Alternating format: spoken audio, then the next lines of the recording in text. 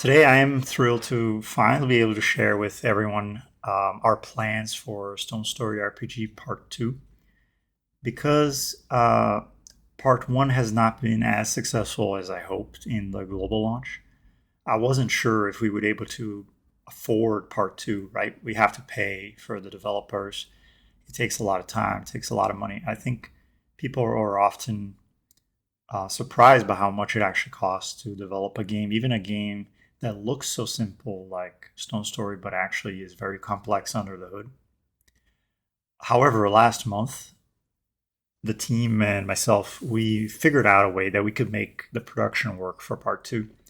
So we're redesigning the certain parts of the game, the economy, and we're adding a subscription and doing some other changes that we believe this will make the game self-sufficient, self-sustaining, which allows us to produce part two, which I've always wanted to do. My vision involves Stone Story RPG parts one, two, and three. So we are also doing pre-production for part three, but I'm not going to cover part three here on this call. So we'll do another call to talk specifically about part three. But also it's because I have more details. I kind of have a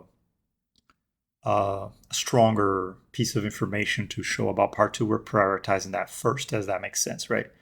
And then we'll do another call about part three sometime later. But yeah, with this new business model change to the game, we're able to produce part two and do other work at the same time. So we're not pushing aside weapon development quests, things like that are part of part one, like green difficulty, things like that. We're not delaying those because of part two. In terms of the delay, like we had originally planned to launch green difficulties in November, so now we would be launching it about right now. We've delayed green because of the business model changes in the game and not because of part two directly. So indirectly, it's because of part two, but it's also because if this redesign in the game works, then we're able to maintain Stone Story for a long time and provide a lot of content, like years, 3 years, 4 years of quests and locations and stuff, right? So that would be really awesome. If it works out really nicely, even part four, right? So I started yesterday an idea bucket for part four. We are kind of already have part two and part three sketched out, so to speak, in the world design. But part four started because I have ideas left over. So ideas from two and three that are bleeding out that don't fit into the scope of the production are now getting shoved into part four. So if the business change works really nicely, we can just keep going as long as players want to play, right? That's how it's gonna roll. So let's get to part two then. So you're Stonehead, you're comfortable in your hovel home. You've mastered crafting, you've mastered white stars. Hopefully you've made yourself into cyan difficulty and maybe even yellow, and you're working on your enchantments and you're working on your lost items, trying to level them up, right?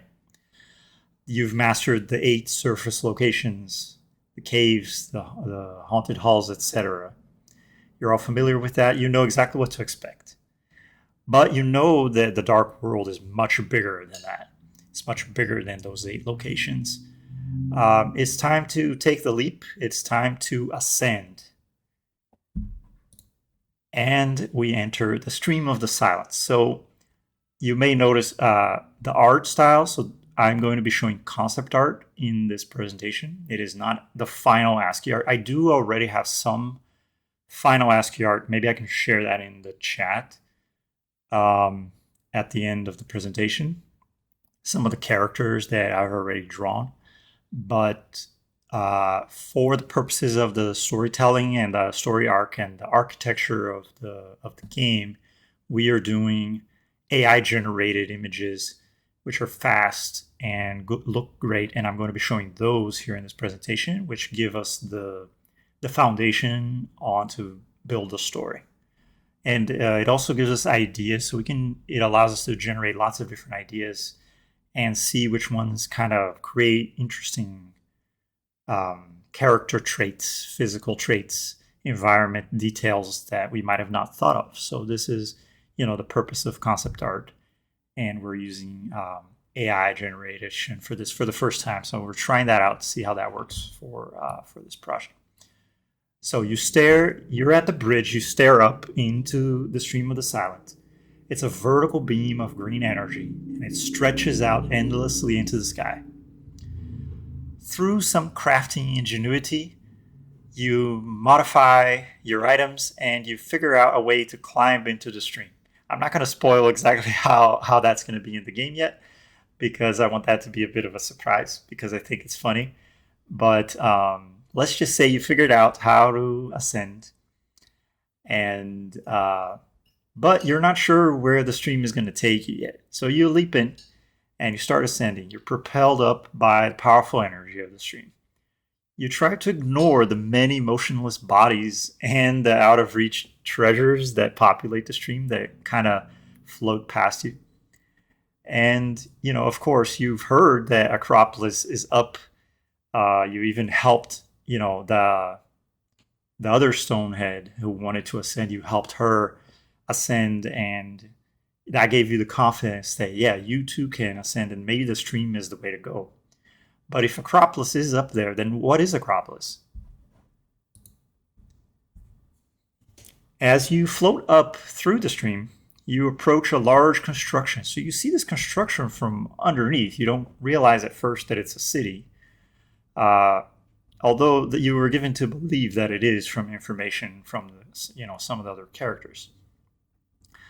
And as you approach, it starts getting bigger, and this city, it was built on top of the stream. The purpose of that was to harvest the many treasures and materials and resources, yes, and even the motionless bodies, to harvest those as resources. And this is how Acropolis exploded into this powerful metropolis and kind of the capital of the dark world, to a certain extent. Not the entire world, but it became perhaps the most important place in the world. So as you enter underneath through the construction, bricks, wood, and candlelit windows start rushing past you, going up this shaft, and you start seeing elements of the city flying by you. You bump into something unpleasant, which activates your Mind Stone, and it flings you out. You dash wildly into the air, you're out of the stream, and you're flying into the streets. Luckily, you land on top of a tree. It's a white tree. And the tree is really surprised to see you. She's like, "Oh, hello. I'm Los." And she explains to you that she's the creator and the former leader of the city. Many moons ago, she lost half of her power and she devolved into a white tree, so she wasn't always a tree. And since then, since her devolution, the city has decayed and fallen into disarray. The streets that were once civilized and full of purpose, they're now overrun by gang violence and other maladies. The military and the powerful Acronians, they hide up in the city's upper district. And since becoming a tree, Leos has only one remaining pleasure, and that is her gift to society, which is to talk to people of the city and give them her wisdom, because she's been in the world since the beginning of the world. She knows everything about the world. And anyone who wants to talk to her, anyone who wishes to learn her wisdom, can just come visit her in the courtyard of the university. So they constructed a university around her and to study her after she devolved. And so people would come and talk to her and get her wisdom. But since the military lockdown, they've put a gate on the courtyard and they don't let people in anymore. So this is why Leos is really surprised to see you. The military, they keep strict visiting hours and they control who can visit and who can talk to Leos. So she's very happy to have a new visitor and she needs your help. Now, the University of the Moon that I mentioned that's behind her, it contains all the knowledge of the dark world in its library. It's got lots of books. You can read the books If you can get into the library and you can get past the Lunar Guardian, that is, well, that too is outside of reach of the people of Acropolis. So you, the Stonehead, you have to right these wrongs. You have to fix these problems. You have to help loose, free the University of the Moon. The rampant gang violence and the military rule are choking Acropolis, and something must be done. So your journey in Acropolis begins down Storm Street. This is the main drag of the city's lower district. The streets are lined with shops, businesses, and some market stalls. There are people. However, many of these shops and buildings are closed, abandoned, decaying, hinting that there was a more prosperous time, more lively time, but that's long gone. Those who are not allowed in the upper district of Acropolis, they carve out their lives on Storm Street. And another interesting thing you notice is that it's raining a lot. And you learn that the rain never stops. It's a never-ending rain.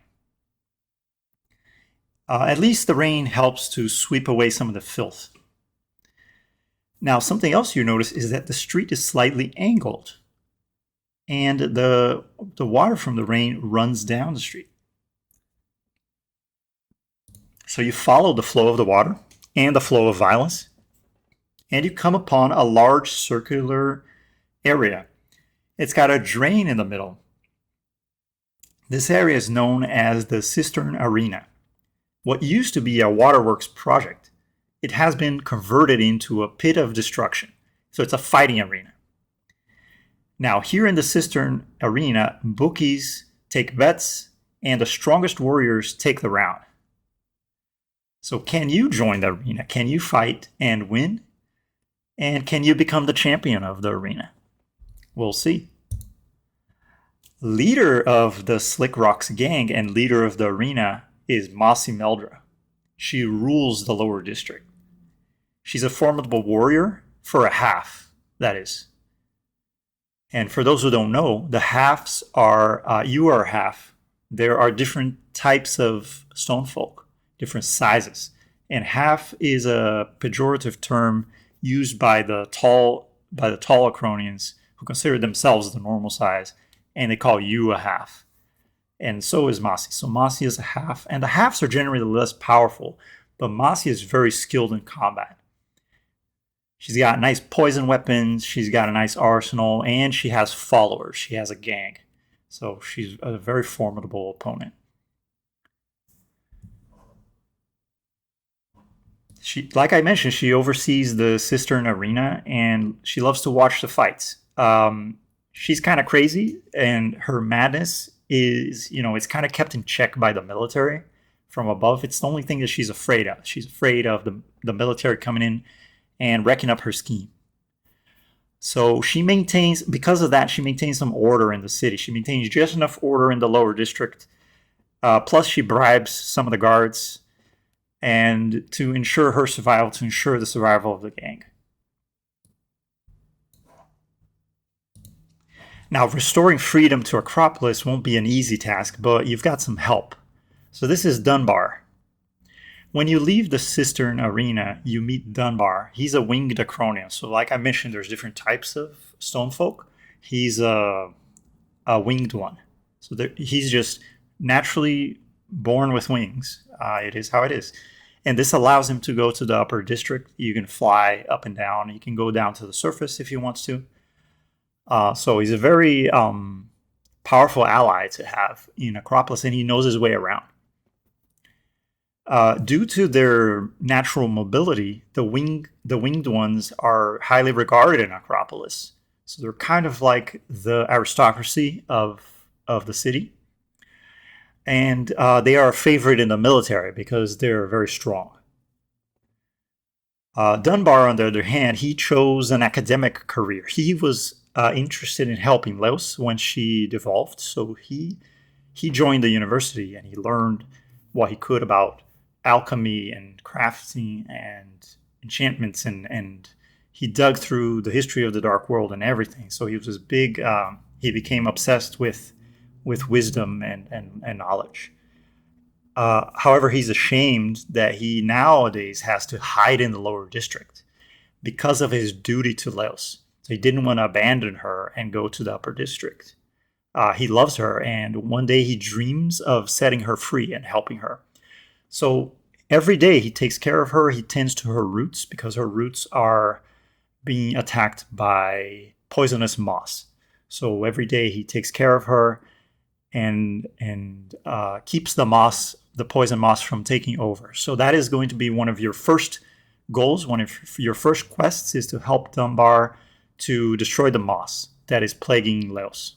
And this way, Leos will become more powerful. Another way that you can help Dunbar is to become more powerful yourself, because your opponents in Acropolis are going to be very formidable. So you'll need more gear. And as you explore the lower district, you come upon a little shop. This shop sells some shiny stones. A bit of a tongue twister. Shop that sells shiny stones. It's just the type of thing that you're looking for that catches your attention. A shiny little stone, as Gilbert would say. One of the problems is that, so from a design point of view, so taking a step back from the story, talking about the game design with the gemstones. One of the problems is that some players who are new to the game, are brand new, are starting. Maybe they've just beat Los Angeles and now they can ascend into Acropolis. And other players have been playing for hundreds of hours and have maxed out gear, right? So how can we possibly release brand new locations that satisfy both kind of ends of the spectrum and everyone in between, right? All types of players. And so gemstones are a way to do that. They help balance the game, essentially. They add a new crafting dimension, which I think players are going to really like. And it helps us from a design point of view to make the game more balanced for everyone who is receiving the new content. So you can take some of these gemstones, you can take these beauties, you can add them to your weapons, you can add them to your shields. Make your weapons, your gear more powerful, essentially. This will also be an important crafting element for the higher difficulty locations in the game. So we are releasing green.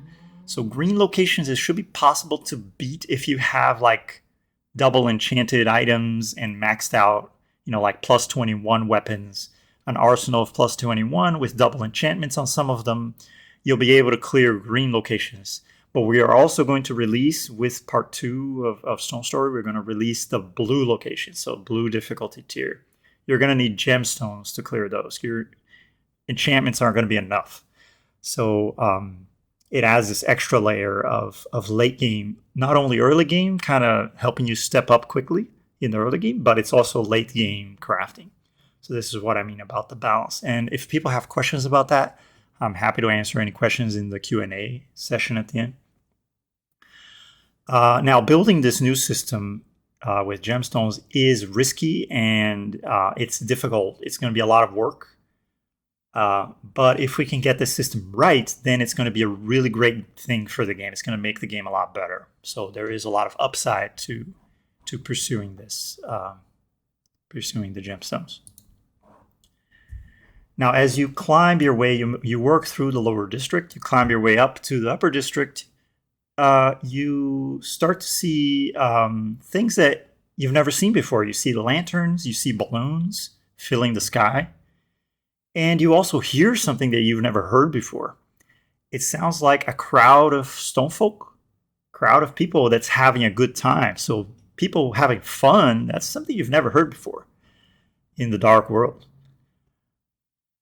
There's people of different sizes. There's halves, there's winged people, there's all kinds of people of different types.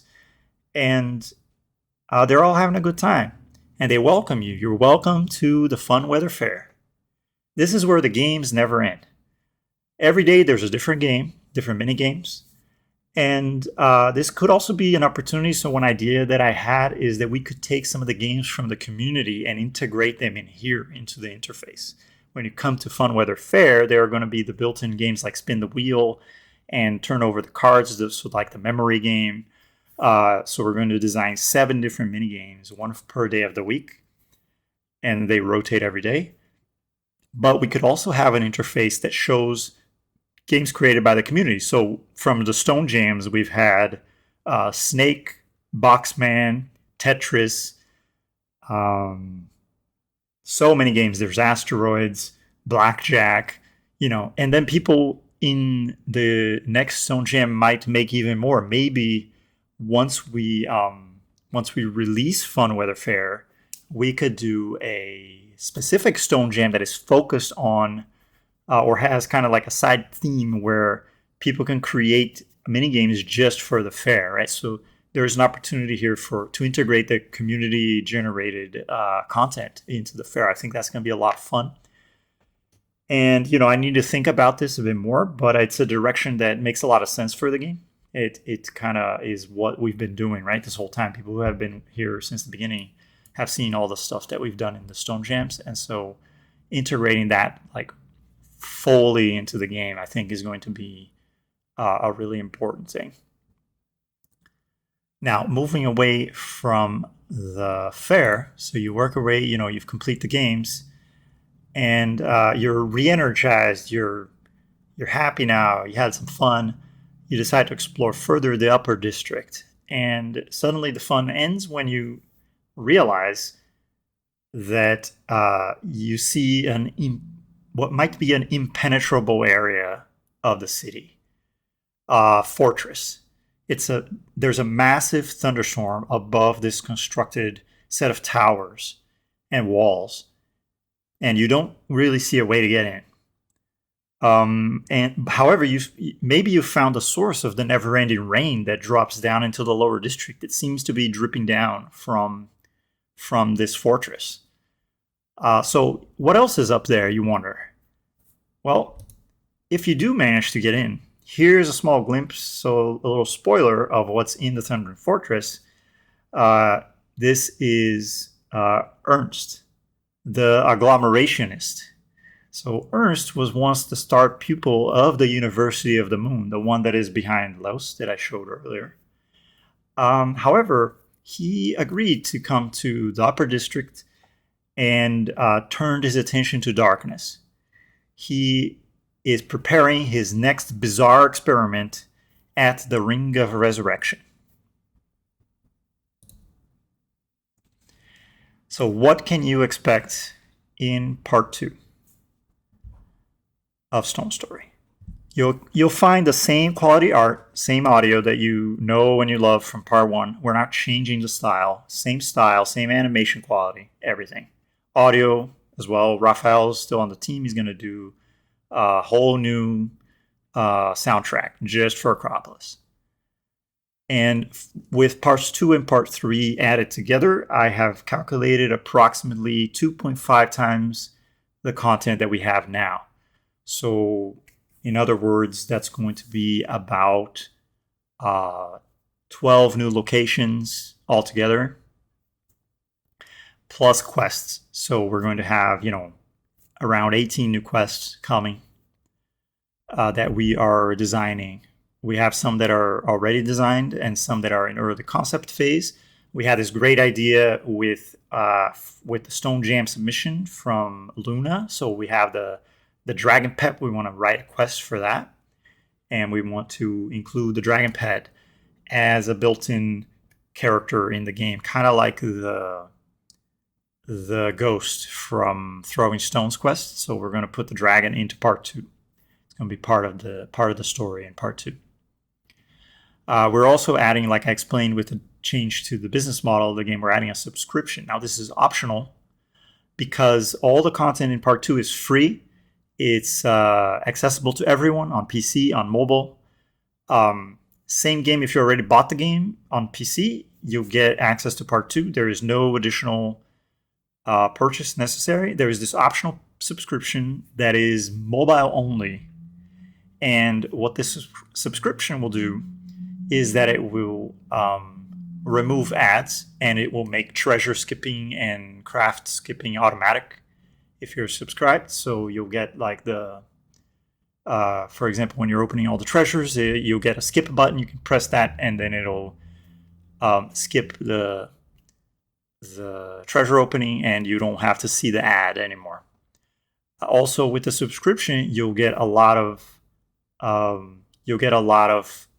gear. So you'll get like gemstones and treasures and stuff to kind of accelerate your progression in the events. So when we launch new content and we have a content update, you'll be able to access like extra copies of lost item, just a little bit more to kind of make it the value of the subscription to be worth, but not too much where it's like pay to win, right? You still have to work, you still have to craft, you still have to grind for more gear. What you get from the subscription won't be enough to reach max level, but it will be enough to kind of speed you up a bit. Now, for people on PC, and this might be a common question, we have a system that is, so we have a different economy for PC and a different economy for mobile.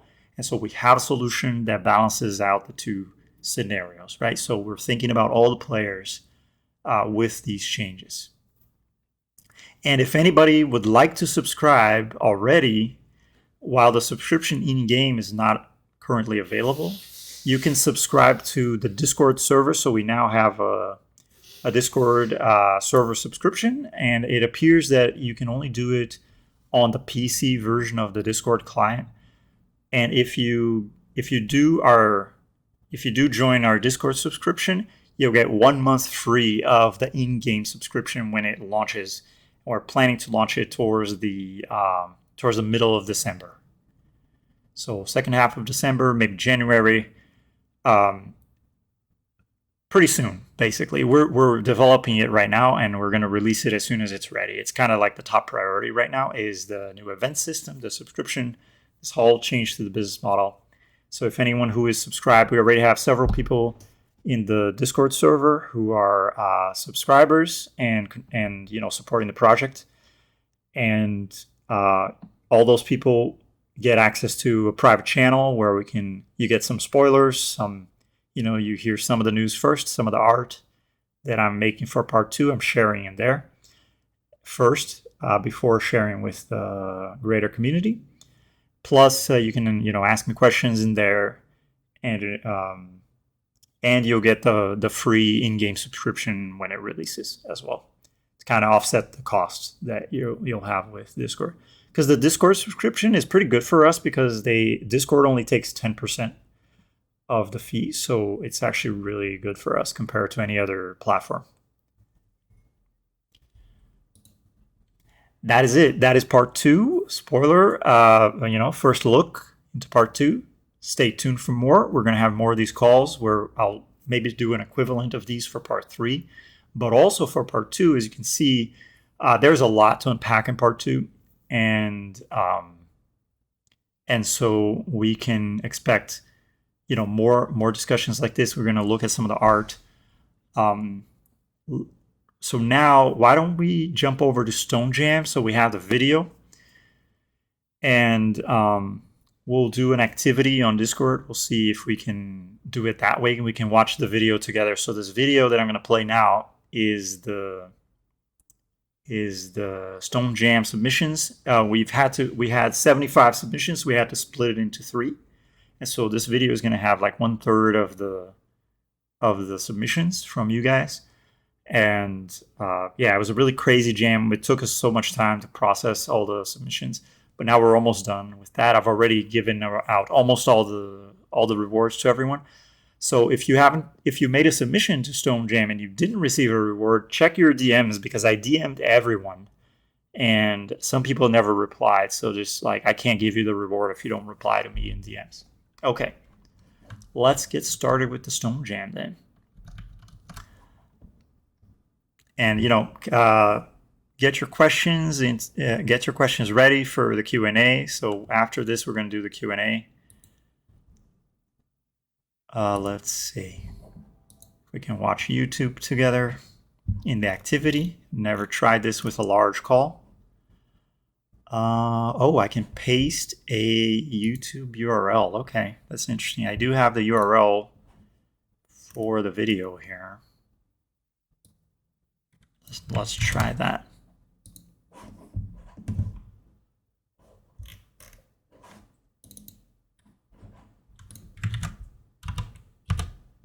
There it is. Found it.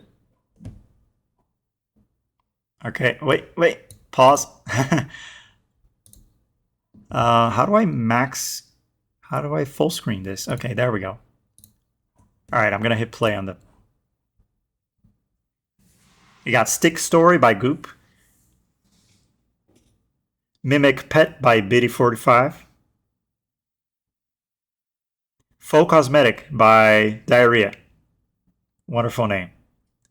Mindstone Button by Ket, with some help from Supdog. Repeating Crossbow Rifle Skin by Tapetition. Got the mini map by Fuzzy Wuzzy. Wisp by Knight. The Status Hat by ASCII the Vigor Warrior. Boss Health Bar by CLPB. Cat Hat by Sun. Really like the cat hat. Another mobile Mindstone Button by Sven. Medieval Helm by Alpha Wolf. Tetris by Catalyst. Big fan. Hot Air Balloon Cat by Biddy45 with art from Tomato Bulb and Sun. Text Scroller by Biddy45. Biddy had a lot of submissions to this jam. Crazy. Silly Goose by Tapetition. Or is it Tapetiton? I'm not sure. Canvas Tester by Ked. Ked also had lots of submissions and helped people and stuff. Thanks, Ked. Drag Controller by Ked with some help from Mindstone Thief. Initiate Speedrun Ghost by Maxmin Median. Bestiary by Incoherent Toast. Wait, is this the one that won the unofficial competition? The Bestiary? Thanks everyone who submitted. So that's part one. So we're going to have to do 2 more calls like this just to see the videos. All right. And so we'll be able to maybe share a little bit about part 3 in one of those, and we'll see, the second part of the jam. And then I don't know what else we'll do. Maybe I'll show one of the quests. So we have Head Over Heels, which I already showed in a previous call. So maybe we'll do one of the other ones that we have already done, all ready to go. So we have, what's it called? We have Transportative Properties, and we have Blowout, are 2 of the upcoming quests. We also have the Crusader Shield quest that's coming up. So we have a bunch of stuff we could show. So there's plenty of stuff to show that we can do alongside, one of these calls, and check out part 2 of the jam. So anyone who joined recently, make sure you go to the giveaway, because we're going to do the giveaway at the end. You can win a key to the game on Steam. And if you already have the game on Steam, you can give the key as a friend as a present to a friend. So, join the giveaway. There it is. And if we get we're going to give away 3 keys, but if we get a crazy amount of people, like hundreds of people, we'll do more keys, right? So it depends on the amount of people who join.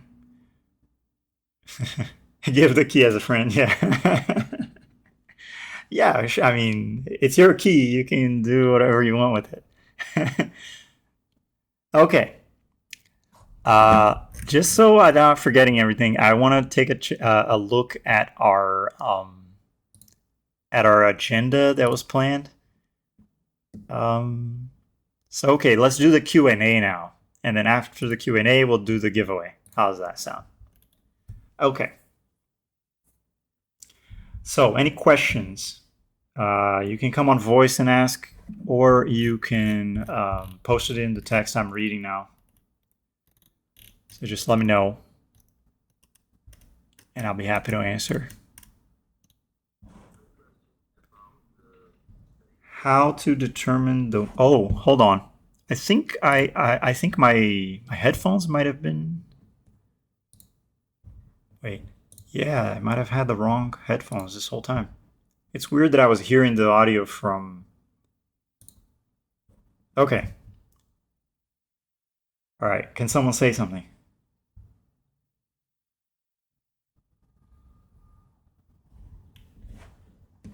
All right. I might not be able to listen for some reason, unfortunately. So yeah, just post in the text your questions, and I'll be happy to answer. How to determine the winner? So the winner, it was a voting contest. There were brackets. It was organized by Krupa Fizvim. Someone play Rick Astley. Okay.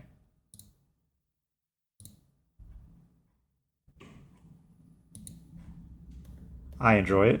Sure. So how do you pronounce zillalgia? There you go. There's your answer. It's pronounced zillalgia.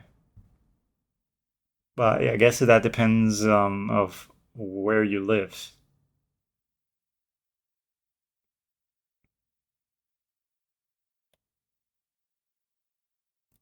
So yeah, HQ Santos has a question about crafting, but then doesn't ask the question. So that makes it a little hard for me. So if you're going to ask a question, just ask a question. If Hans and Ula are shopkeepers, will the rest of the Council of Five be shopkeepers as well? Oh, that's actually a great question. We actually never thought of that. And yeah, I don't think so. I can talk to the writer who's helping me. He's responsible for the quests and some of the story arc. Most of the writing nowadays he's doing, but so I let him decide. Is there ever going to be multiplayer feature? We are adding leaderboards and some kind of. So, for example, we added the referral system. So the referral is kind of like a quote unquote multiplayer, right? So we have multiplayer aspects to the game, but never. We're not going to do PvP, if that's what you mean, right? We're not planning to do, people fighting each other. We're not going to do that. Now, if someone wants to mod the game and add that, be my guest. I don't think you're going to have a good time because in order to do that, you're going to have to basically rewrite the entire game. So that's not going to be good.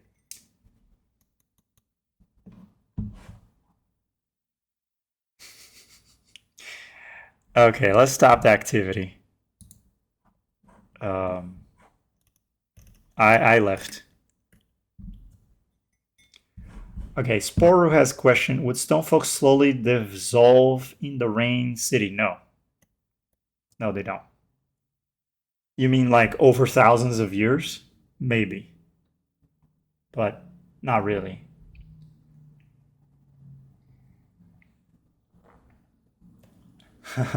Change the tournament name to official. I don't know. I like it being called the unofficial tournament. It has a good ring to it. It's a branding thing. Come on, embrace the brand. Unofficial tournament. Bone Man asks, will there be new weapons? Yes. Lots of new weapons are coming. So I just started playing the game not too long ago. Is there a lot of lore to it? Yes, there's lots of lore. There's a lore channel. If you're interested, you can scroll all the way to the beginning of the history of the lore channel and just go to town. Read for 2 days. No, if you're really interested in lore, the Library of the Moon is going to be the place for you. You're going to be able to check out books and read the entire book, basically. So there's going to be books on every subject. So if you want to learn about poison, there's a book about poison. If you want to learn about fairies, there's a book on fairies. Everything, right? We're going to use AI to generate those.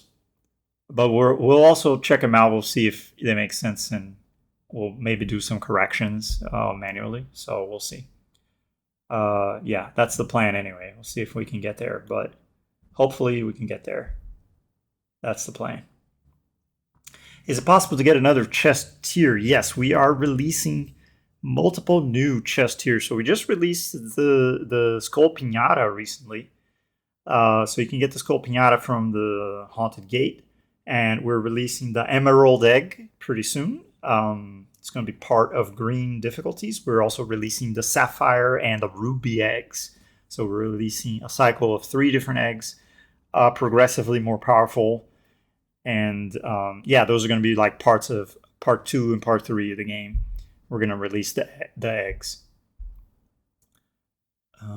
So Memi Biddy asks, will you release more special stones? No, we are not releasing any more soul stones. However, we might do a quest where you fuse the chi stone and the experience stone back together into its original stone. Maybe. We don't know yet if we're going to do that. Maybe.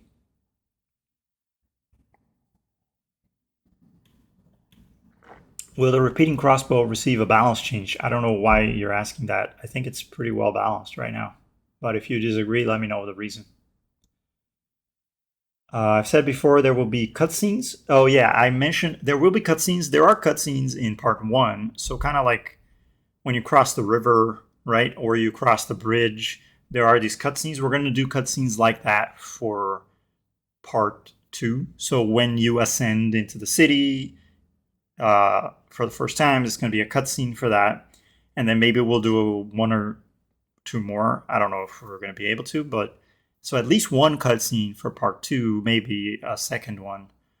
But for part 3, I mentioned we want to do like a hand animated kind of anime style cutscenes for part 3, so more ambitious, and using a special filter on top, so like ASCII filter, and we need to develop that style a bit more. And yeah, looking forward to sharing those experiments with you guys for the cutscenes for part 3. But that's still very far away, so we need to start developing part 2 first before we worry about part 3 too much. But it is part of the plan to have kind of this different style of cinematic for part 3. Okay. Is it planned to change crafting items to make it easier to upgrade items to higher level? We are going to do some quality of life improvements to the crafting system. It's not too bad right now. We've already kind of patched the worst cases that were in the past. Kind of like there was no automated crafting before, right? So we've been adding kind of some of the automated crafting stuff that you see now, and we plan to add a bit more. When you're ready to face the blue difficulty, can we kill the Acropolitan guards on the bridge? That is a great question. Yeah, I think that's a fair point. We'll have to rework that quest probably so that Gamoko is mentioning, I think it's the Charlatan quest. What is it called? The Cauldron Collective. And yeah, we have to go back and add a different ending, I guess, for that one. Wait, my text just jumped for some reason. Fuck. So I missed where I was. Let's see. Okay, I'm back. That was really weird. Okay, I might accidentally skip a question here, but let's see. Is the game going to stay ASCII art? Yes. AI generated stuff in the actual game? No. We do have procedurally generated art in the game already, so some of the visual effects are procedural, and there's particle systems and things like that. So not AI generated, no. Maybe part 3, maybe part 4. I don't know. Like, it's hard to predict the future, but not part 2. Will Desangelos make any sort of comeback? I think we might feature Desangelos into a quest line in I actually need to write that down because that's something that's been on my mind, but I never wrote it down. Feature Desangelos in a quest in part 2. Now the challenging thing is that he can't fly anymore, so maybe in the quest you give him the moon dial back, so he can fly, and then you two can meet up, and so he can help you in Acropolis or something, right? Maybe. So that's a good idea. Definitely. Let me write down the idea about the guards as well. Make blue guards in Cauldron Collective defeatable. After blue difficulties are released, add an alternate ending to the quest.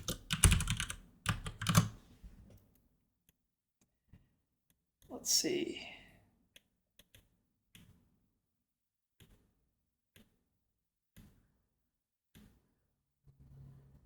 There was something about adding gemstones to items, yes. Yeah, exactly. Thought that was a question.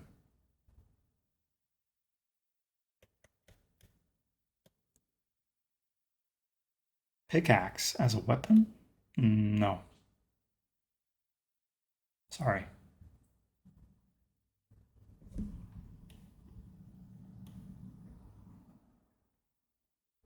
Normal bows. Actually, long bows have been in the design bucket for a long time. And maybe we can add those the whips from the controllers in the boiling mine were supposed to be a basic crafting element, so you could um, combine a whip with a quarterstaff and make a longbow, that type of stuff. And the idea would be that this branch of the crafting would be all ranged weapons that are all good against armor. So like ranged, kind of like a ranged hammer mechanically, right? So it's pretty simple from a game system point of view. We already have the features; we just need to add them if we want to. But we already have kind of the animations as well, so it would be relatively easy to add those. But the challenge becomes like, why, right? Why are we adding? There needs to be a reason. We don't want to just add items for no reason because it just bloats the game. So there needs to be a reason to do that, not just hey, now there's crossbows, right? Like that's not a good enough reason for me. But maybe I can find that reason at some point and then we'll add it. Okay.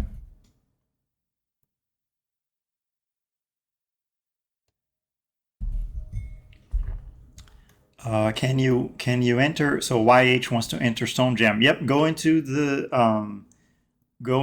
commands channel. YH, if you're still here, go to commands channel and type exclamation mark Stone Jam, and then you'll get the Stone Jam roll. Or better yet, like I can give you the Stone Jam roll right now. Yeah, I don't know why I didn't think of that. Here, bam. Now you have the Stone Jam roll, and when the next Stone Jam comes along, you'll get um, you'll get notified. Okay.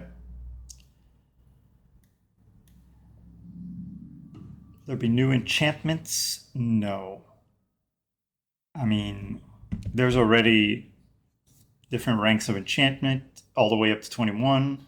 We don't want to, because if we change that, then we have to redesign all the items, all the basic items, and that's a ton of work. We don't want to do that, and it kind of doesn't really help the game. We want to make changes that help the game, right?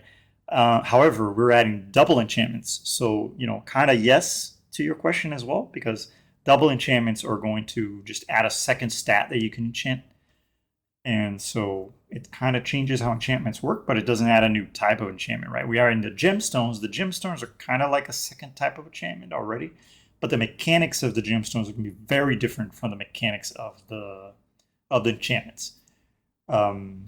Because so the way gemstones are going to work, the way it's designed right now, is that you're going to have to configure the position and the type of gemstones and how you kind of program the weapon. So if you just don't know what you're doing and you just put gemstones randomly, you're going to get like random bonuses but then you can kind of learn how to control the bonuses that you get by programming basically the gemstones, right? Into certain configurations. And so that's going to be an interesting dimension of crafting I think the Theory Craft channel is going to explode with that. So we'll see.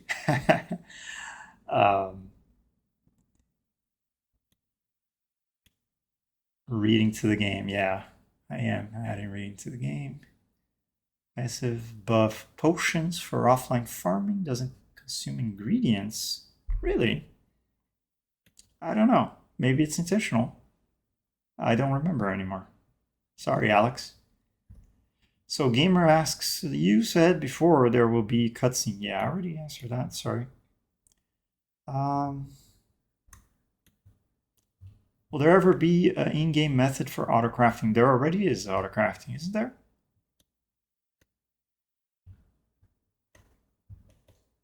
Fortnite item shop. What? I don't know what that means. I'm not a big Fortnite player. I have played it in the past, but I don't really know what they've done to their shop recently. Cabbage? No, we're not adding cabbages. Only emerald eggs. You can call it cabbage if you like. It won't be offended.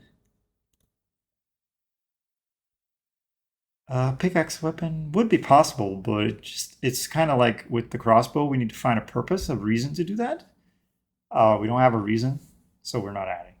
Now, something that we could add, so if we wanted a new harvestable thing, so kind of like if you wanted to harvest the spider webs, a lot of people have asked, hey, is there a way to harvest the spider webs in the caves? Well, the reason the spider webs are designed that way is because the original design was that you would harvest them and they would be silk and you would use the silk in crafting. But that crafting branch just never made sense because the basic resources stopped being used for items, for weapons. So it didn't really make sense to have so many resources as were originally designed, and it was just taking up user interface space.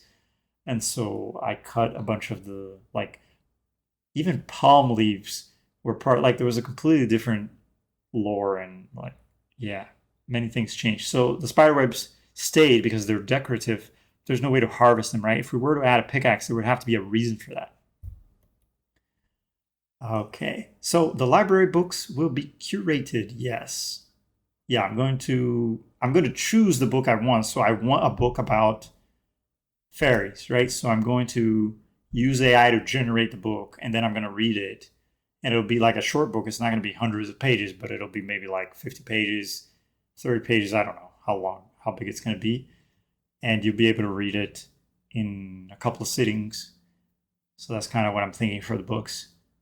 And then I'll tweak what the AI wrote to kind of, and that might be able to help us even with part 3. Once I start generating the books, it might help inform some of the ideas, help us generate ideas for part 3.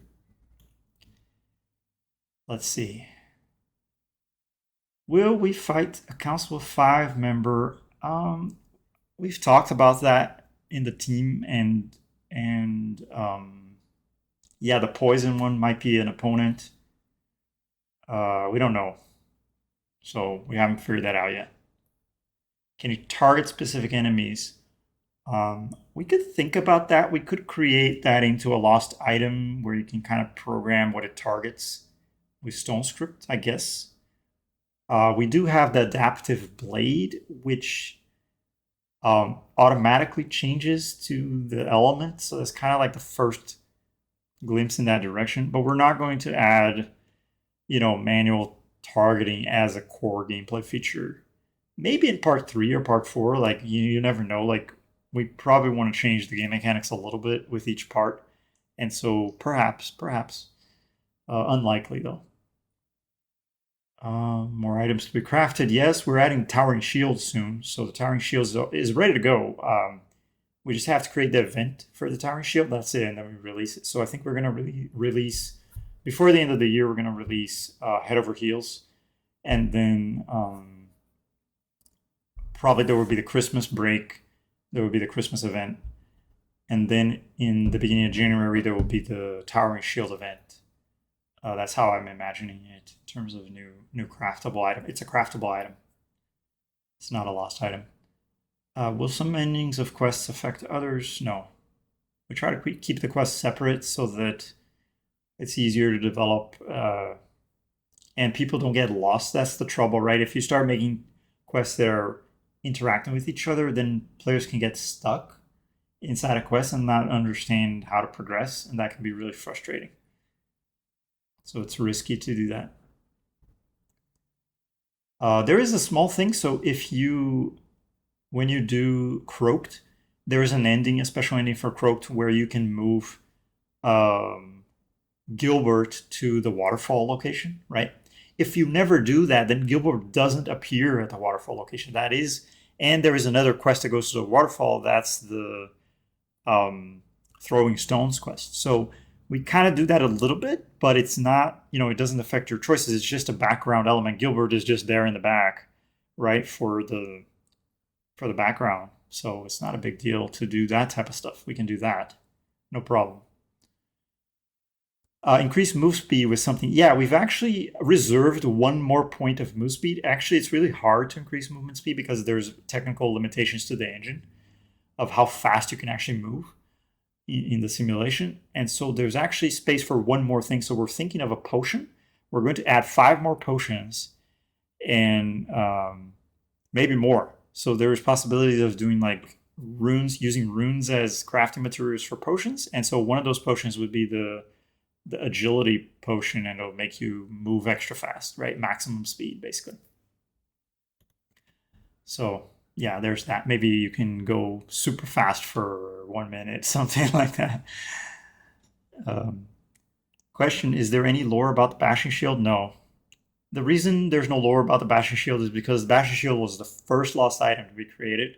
And so it kind of got, we were developing the system. So the challenge with the bashing shield was kind of just making it work.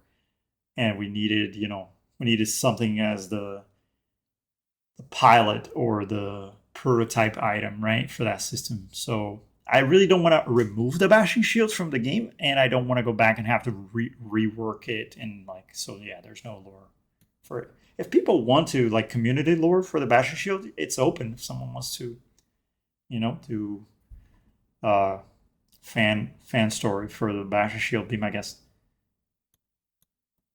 Okay, quick poll. All right, I'm gonna skip the poll. Thank you, Utura3.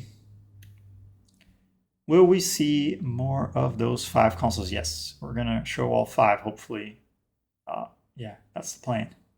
We want to do one of the council members in Acropolis, and it might be, I don't want to spoil. Yeah, I don't want to spoil. And then 2 in the Underworld, or vice versa. We might also do a water expansion, like a mini expansion with the water locations.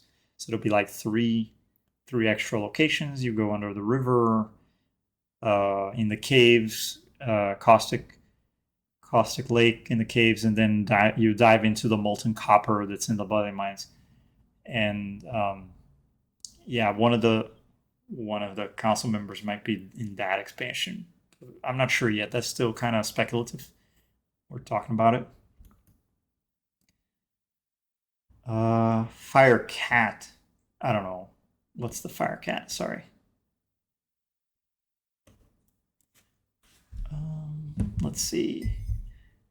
Yeah, there will be vigor and poison councils.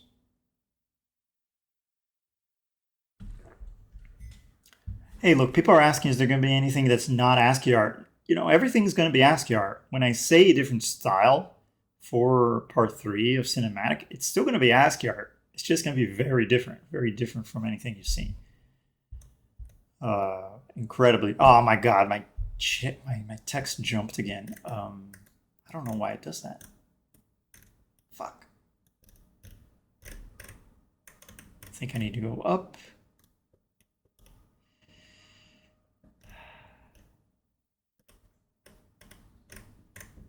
Crap.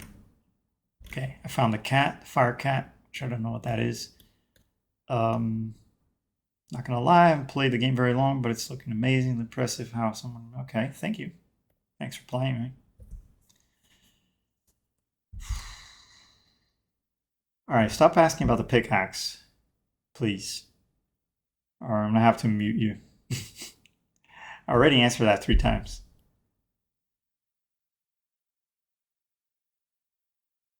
Will the locations be separated by category, kind of like shops and crossing things? Yeah, usually we like to put a sub-location between each major location, so we're going to try to do that again for parts 2 and 3. So the Funweather Fair is one of those intermediary locations which separates the arena from, the Thundering Fortress, basically. And there's going to be the Gemstone shop that's going to separate, etc., right? You get the idea. Spiked ball weapon. Nope. Can't do the art for that. Well, maybe I can, but I've actually tried that and it didn't really work.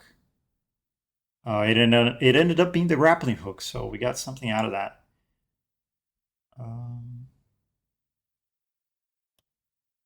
all elements at once. Maybe we can do a lost item that is all the elements together. I don't know. Maybe some kind of shield.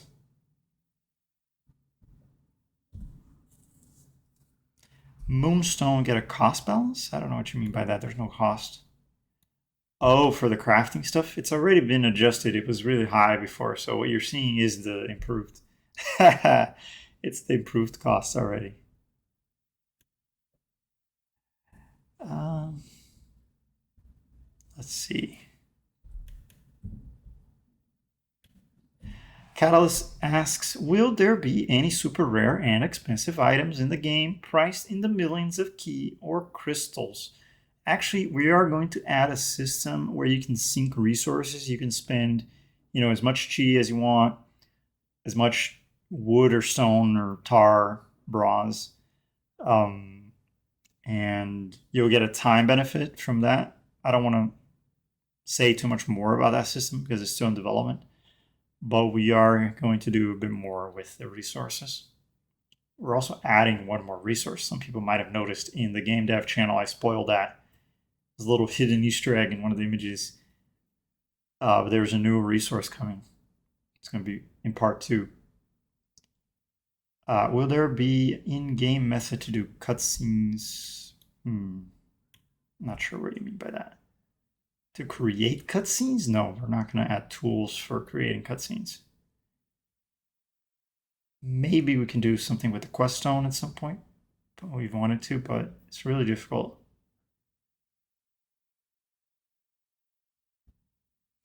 DesAngelis is a pet now. That's true. Yeah, someone made DesAngelis pet for Stone Jam. So if you're interested in more DesAngelis action, you can take him for a ride.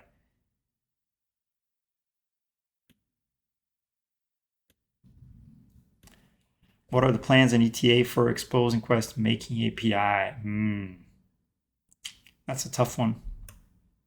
And I know you've seen it because you've hacked the game, which is fine, right? Oh, by the way, I mean, people want to mod it. Yeah, it's difficult to find time to do that because we don't want to make the game really trivial to cheat, and we don't want to add like really trivial exploits that people can use to skip progression. So there's a lot of risk in exposing the Quest API, and we would have to spend a lot of time making it secure, and that's really the problem. It's not like exposing it isn't hard. Like exposing it correctly is the hard part, and we have to document it as well. And the documentation for the Quest stuff is a mess. There's no really good internal documentation for it. Let's see.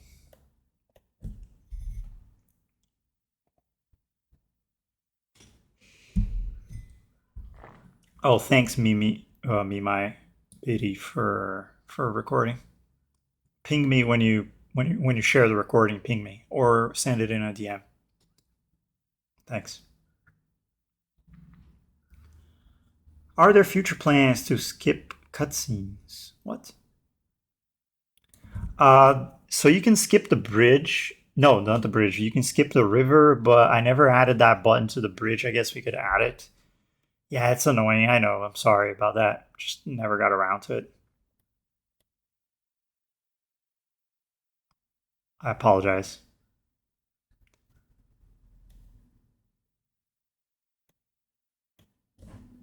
Is it possible to make Stone Script to abort cutscene? Oh yeah, true.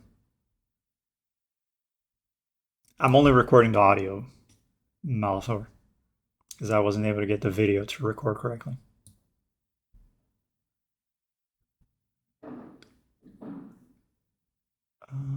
Let's see.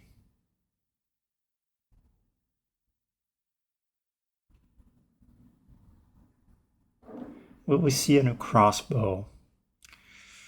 Yes, I think there is a shielded crossbow that we might add. It's already animated and it kind of makes sense to add, so you won't be able to put runes on it, so it'll be kind of like a staff in a way, like a stone staff. But um, with pushback. So it's like a little bit different.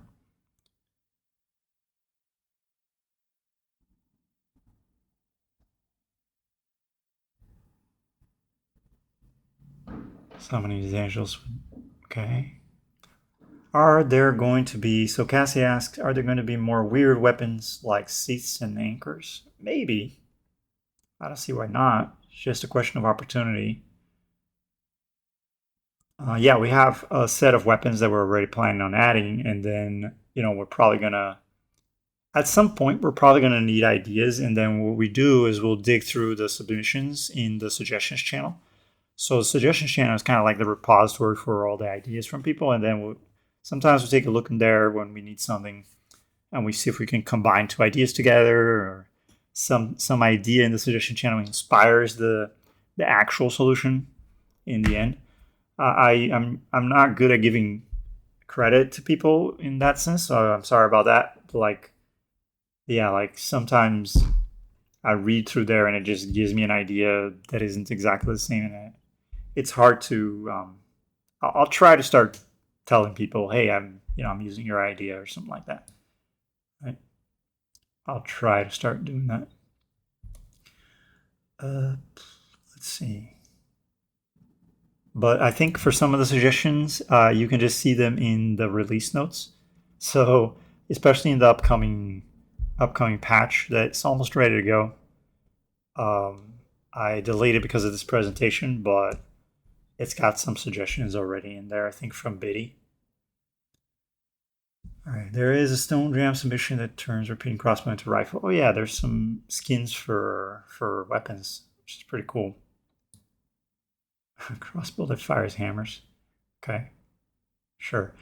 We could expose the art so that you can kind of like grab the sprite for a weapon and then modify, load a new ASCII into it. That's possible to do, and we've already kind of coded part of it, so the loading part is already done.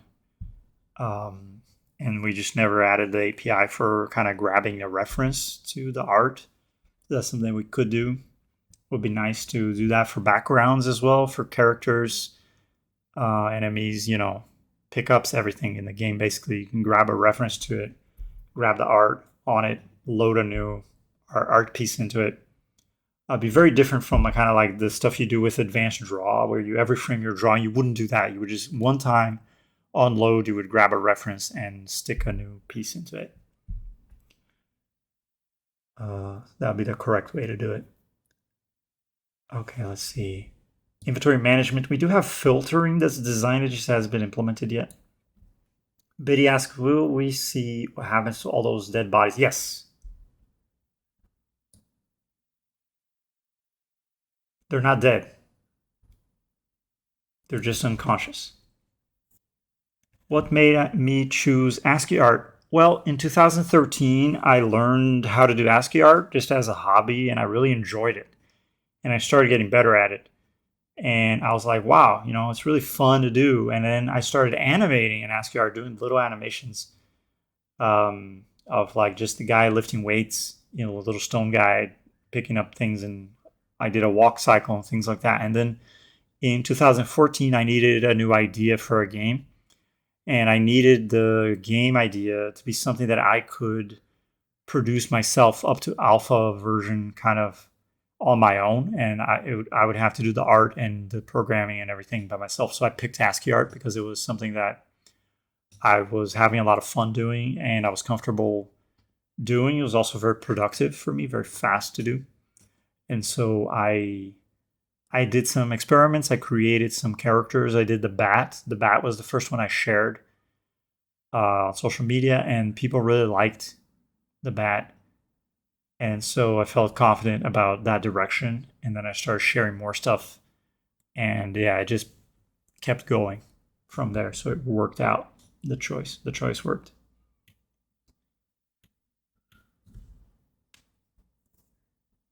Yes.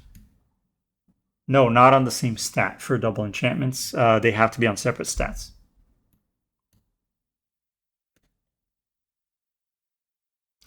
Mecha Slime talks about guns being added. We might actually add a gun like as a lost item.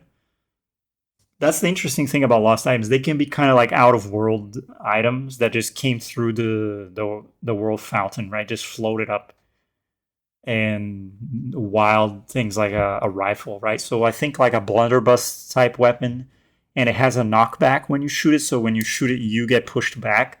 So it would be kind of like a shorter, slightly shorter Mind Stone push, um, with an attack combined. So I think that would be, yeah, that would be an item that is on my list.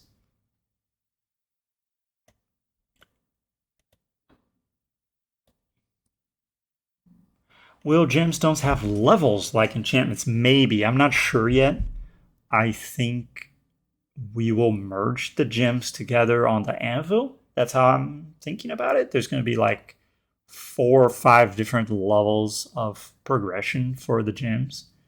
And maybe they'll have bonuses, kind of like enchantments, but I'm not sure. I think they'll just have size, and you just go from 1, 2, 3, 4, and they have different colors and shapes, and I'm not sure yet. So that's kind of in still being designed, still under development, very early development. The gemstone system.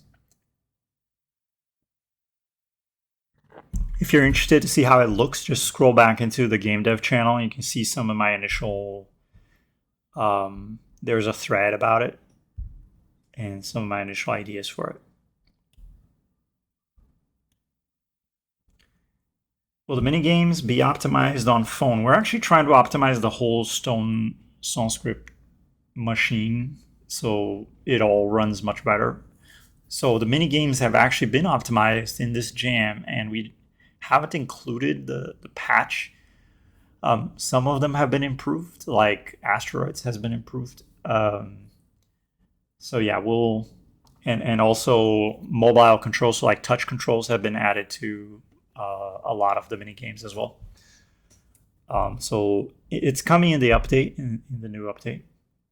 But beyond that, we are redoing the. I actually have a meeting about that this week on Wednesday to look at the status of how the Stone Scriptor rework is going, and then we'll see where it is, and then we'll see how to progress, how to proceed after after we sync.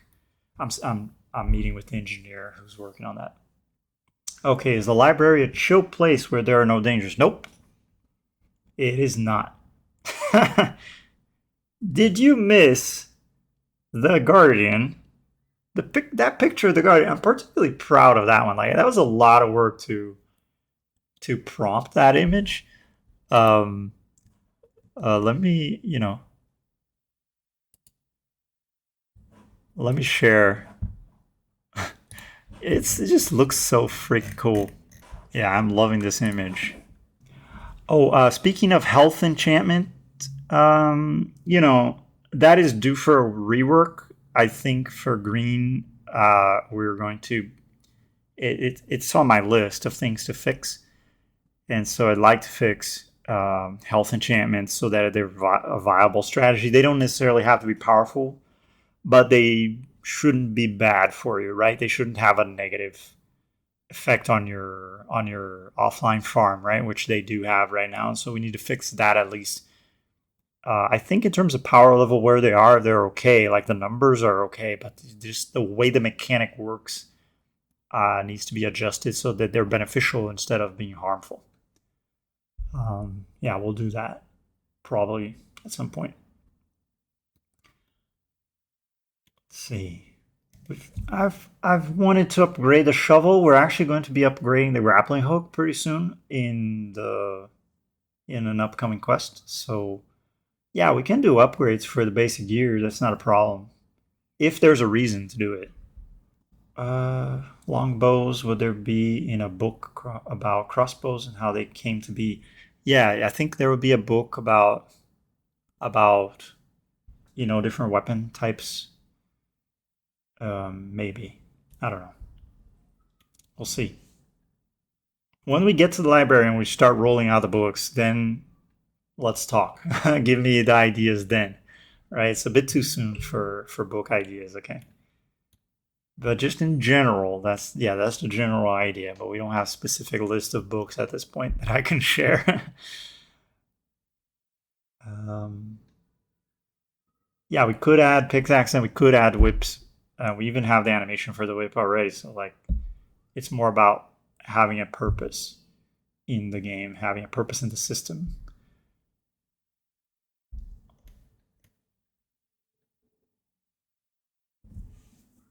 Will poison get a rework change in debuff mechanics? Right now, it seems like the weaker fire alternative. The only shown effective use for it is Nagaraja's spit attack. I think there is a bug in poison that never got addressed where enchanting it doesn't help. For swords, the only change we did there that we tried to improve that was that we reworked the shield, so the poison shield got changed.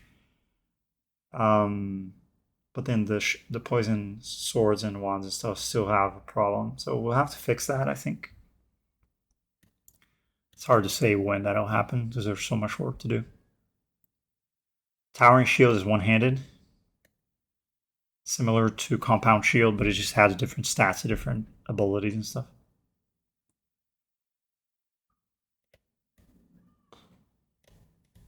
Poison will be absolutely broken.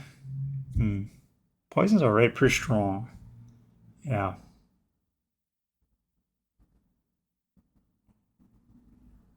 Hey, if you want to build Fortnite and ASCII, go for it. You know, I'd be very excited to see you make it. I would promote the hell out of that if you make that. All right, I'm not seeing any more questions. So maybe we can do the giveaway. So last chance. I'm gonna keep scrolling here to see if I can find some questions. But last chance to join the giveaway. So go to the giveaway channel. Someone can repost the link for that for people who joined, recently. Press the little button, right, to join, and you'll be running. You'll be in to gain a Steam key. Okay. Coke asks if Nagaraja pit leads anywhere other than the boiling mines. I think the answer to that is yes, but it's not defined yet. So we kind of leave that open. So your mind is on the right track, where we kind of do these things on purpose in the design, where we leave this open-ended question. Where else does it go, right? And so we could use that if we need it as a story piece, if we need it as a mechanic for something, right? It's always there for us, but maybe we'll never use it, right? So the answer is maybe.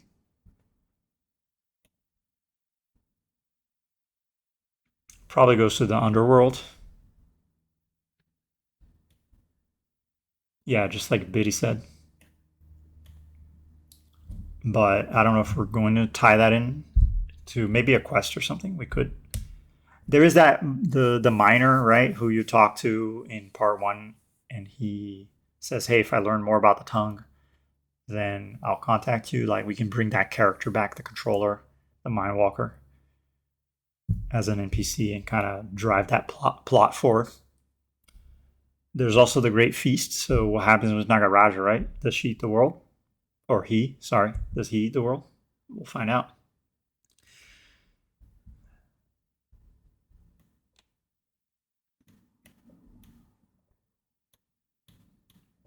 Oh yeah, you missed a ton. You missed a ton, ASCII art. You even missed your own Stone Jam submission. That was in the video. I'll share the link to the video as well. I'll put it in announcements later.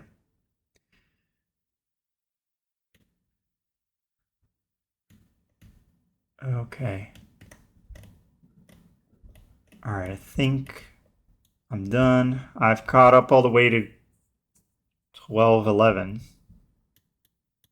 Hey, Frula. Yeah, maybe Frula wants to fix some of these things we've been discussing. Like the missing button to skip the bridge cinematic.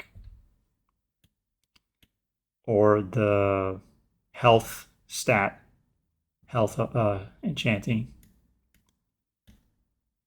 It's things that I can just never get to because I don't have time.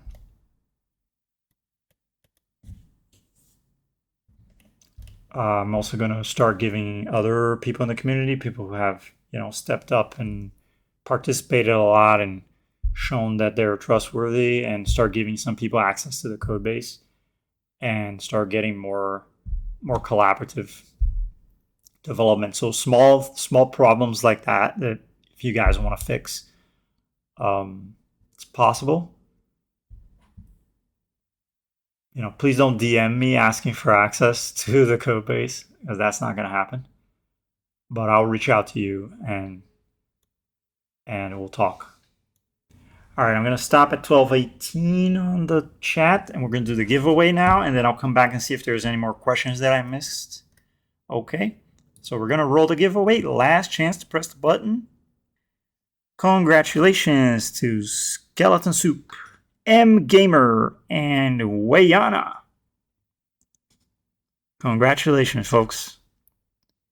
Skeleton Soup, M Gamer, and Wayana.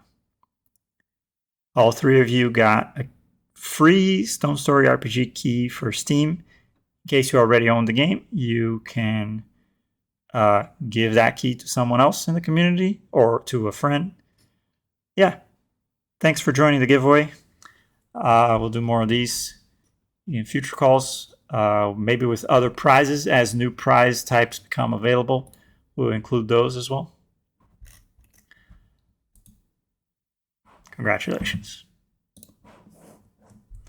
All right, I'm going to do, one last read here through the Q&A, then we're going to end the call. Let's see if there's any remaining topics people want to talk about. Will we have to fight for our lives while we read the books? No. The section of the library where you fight in is going to be kind of like the primary area, and then there's going to be a section of the library. Well, it's the university, right? So the university as a whole has kind of the halls, university halls, and then it has the library, and the library is a non-combat area. I guess that's a better way to clarify it.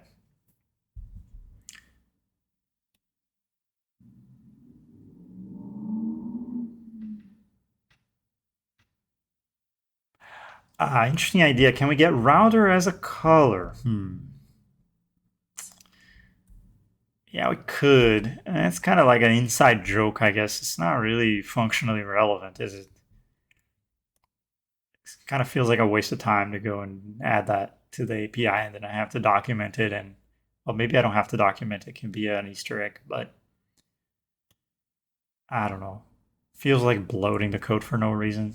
So we could, but I don't really see why. I'm not convinced that it's a good change. I see the appeal, but we got to balance, the flavor aspect of that against other aspects of the project. Every few bytes of file size that we add cost us, right? Cost an extra half second of download time and things like that, right? Yeah, lots of comments about the health changes. I guess it could be interesting if we redo it and then suddenly health gaining is super powerful and OP, and then we have to take the numbers and tone the numbers down because they're too high. Too much health gain is happening. Yeah, we could try to aim for that, I guess. That would be nice. Is something going to happen to stone throwing? That's a great question I always get. There's a sling upgrade that is kind of concepted but never implemented. Didn't really see a reason for it. I think it could be nice. So it's possible to do, but it's just kind of like, it doesn't really add much to the game and kind of just creates an extra workstation task that you have to do at some point. And kind of, the more you add, the more you take away from other things, right? Just basic design principle. Like if you add one more workstation task, that means that the other workstation tasks that are actually important get less visibility. and that's kind of always a challenge with development. How was my day? My day's just getting started. This is like I had breakfast, and then this is the first thing I'm doing that's productive. I watched the first third of the British baking show while I was having breakfast. I watched the signature challenge. I do speak Portuguese, so Alcalina asks if I speak Portuguese. Yes, I speak Portuguese fluently. KFC or McDonald's, which one would you take? If I had to choose, I'd probably choose McDonald's, but I don't eat at fast food anymore. It's not good for you. It's unhealthy. I used to think that it wasn't a big deal, but then I learned that it actually is a big deal. Homemade food is where it's at. All right, I'm at 12:33 now, so I'm catching up. Yes, Ice Talisman will be added. YH. We are going to add the Ice Talisman. We're not sure what it does yet, but I think every talisman is going to summon a different elemental. That's kind of the idea of what they do. And then every elemental has an extra ability that appears, so we're going to do that. And then we're also going to add a lost item that is a summoner shield of some kind, maybe a summoner armor, and that allows you to hold up to 5. If you have a maxed, you have to level up the lost item, and then it'll allow you to hold all 5 elementals at the same time, because if you don't have that, then you can only have one summon at a time. So if you summon the fire elemental and then you summon the ether elemental, the fire one goes away. And if you summon the ice one, then the ether one goes away. So you can only have one at a time. But then once you add the summoner's guard, you can now hold a second. You can hold 2 elementals, but you have to keep the guard equipped. And then if you level it up, now you can go up to 3 to 4 to 5, right? So we're going to add maybe even other summons other than the talismans. So we might create more summoning items in the future, because we've opened up kind of that design space now. So this kind of creates a new archetype that we can build around. Add more colors? No, I don't know what you mean by add more colors. We're not really planning on adding more colors. We are, going to develop the art for the backgrounds for Acropolis and the underworld and everything. So maybe there will be some color in those, but the art style is what it is. Like, one of the reasons that makes parts 2 and part 3 even possible to develop is that we have to take maximum advantage of what we've built already, right? So we've already built an art style, we've already built a technology stack, the rendering. We just have to take full advantage of that and not try to create a new visual style or anything. Oh yeah, so fanboy Yen Joyerk said that, yeah, maybe rock throwing could be done by the ghost.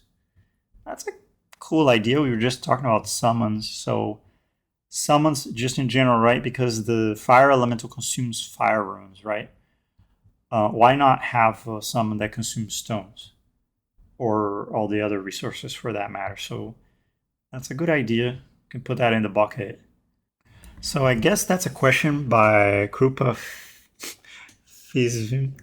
Number 1, what do you think about the speedrunning community with all the current stuff going around? 2, Discord server revamps when? 3, what do you think about pause, skip, engage bug, permapot, persistent pot, basically all the major bugs right now. So I like speedrunning. I'm a fan of speedrunning, and I've always wanted to add like some of the stuff that you guys built. It might have been you even that built the time splitting thing, right? And I've wanted to build something like that directly into the game. And there's purposely, but when I think about speedrunning, I think about replaying the game from the beginning. So starting a fresh save and kind of trying to beat this angel as fast as possible. That's my understanding of the term speedrun. But when you're talking about clearing time for locations, and that's where kind of the persistent potion comes in. We've been fixing exploits as we're able to. And I think the intention is that you can only use one potion per run. Interacting that with the mask, the cultist mask is intended behavior, right? But like if there's an exploit or a bug, we probably want to fix it. The idea is to keep the potions powerful, keep the cultist mask still powerful, but like not make it exploit, not make it unfair, right? So things that skip are great for speedrunning, but they're not great for just normal like leaderboards and stuff. So I don't know what you mean by Discord server revamping. We've revamped the server recently. We added the localized channels. We just added Korean and Thai just this week. And so, slowly make improvements to the server. But if you have any specific suggestions, better moderation, I mean, that's just kind of Discord, right? I think if we didn't have what we have, we would see a lot more bots and a lot more abuse. We already have a decent filter in place. Maybe there's ways that we can improve it, but just recently we added a block that prevents. So this was Ket's suggestion, I think, how to filter out server links, and we added that and we tested it. It seems to work.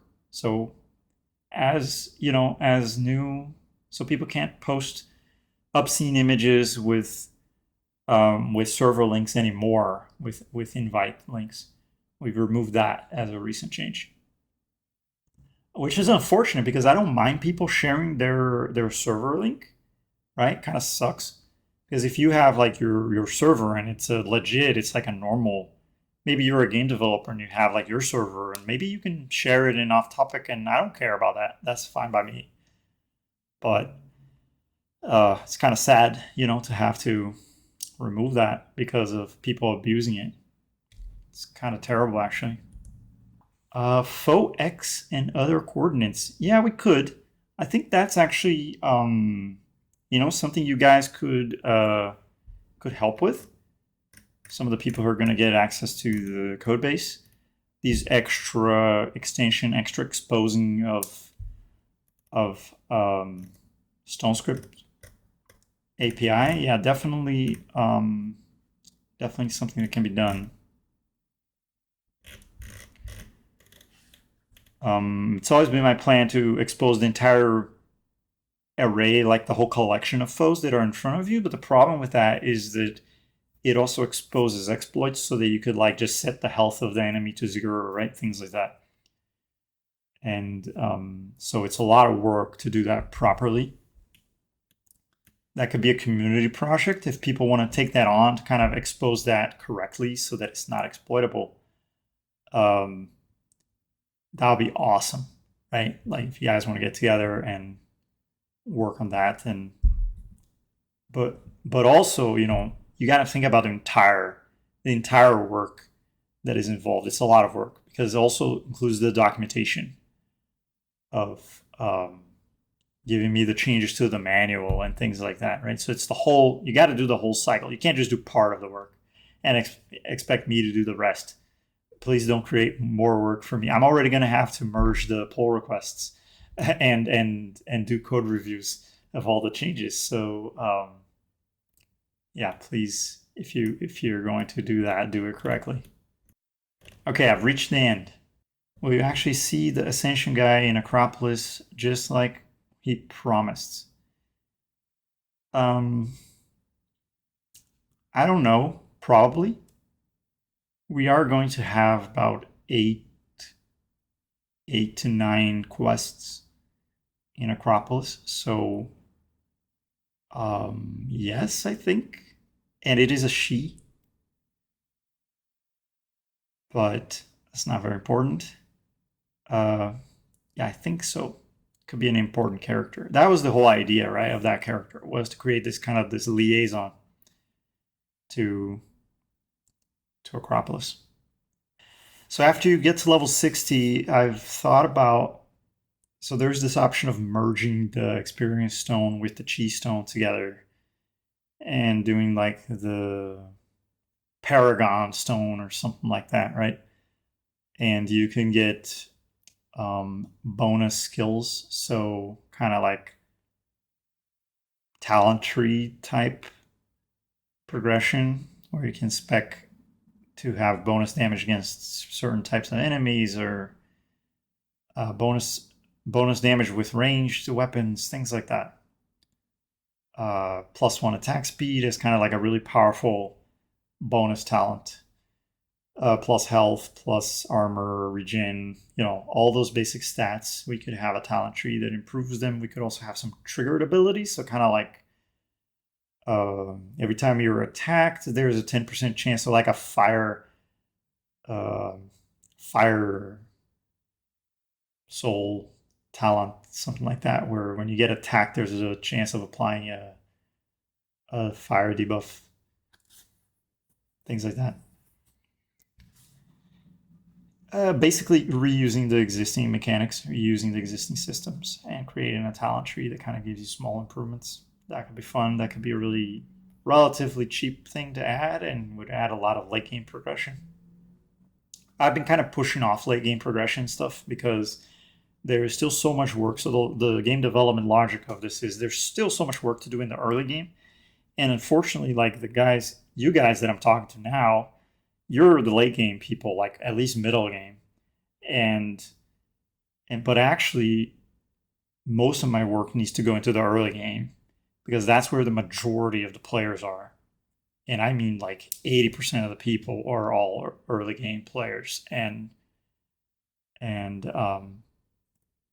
so I try to do changes for both those groups, but a lot of the time needs to go into early game changes. And so this is why things like talent tree kind of get pushed back because there's just so much work to do on basic improvements to the game, such as the order in which we drop items. One of the changes I want to try is to bring the Fisher Stone first, so that the Fisher Stone drops from Pallas, the Skinless, and then the Ouroboros drops from the Bronze Guardian. And that is, might seem like a inconsequential change, and for you guys it is totally inconsequential, but it could make a big difference for early game players who are just learning how to play, right? Being able to break down their gear could make a big difference in your progression, in your early game progression. Because at that point, when you get to Haunted Halls, is when your inventory starts to get bloated with a ton of stuff, and just being able to clear that up would make a big difference. Yeah, we would probably allow respecking of the Paragon tree. Maybe it'll cost you like 1 crystal or something like that, something symbolic to respec. But also, like, it's nice to have a cost because, so I'm in favor of having symbolic costs because it dissuades you from just respecking all the time. You want to be thoughtful about your respecting. Like, okay, today I'm going to experiment with the health spec, right? And so you pay that price and you respec for health and you do some experiments. And then the next day you try for something else.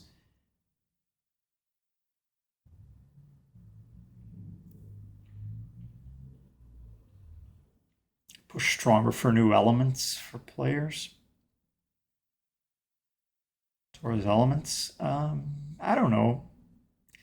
It's an idea.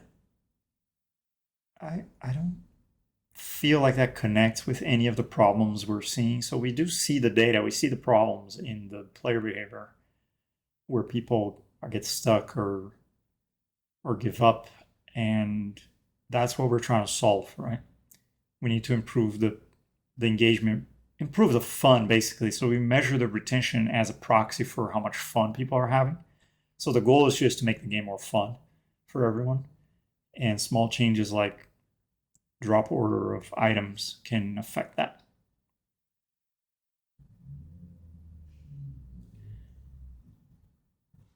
Yeah, Biddy, I like where you're going with the lore explanation.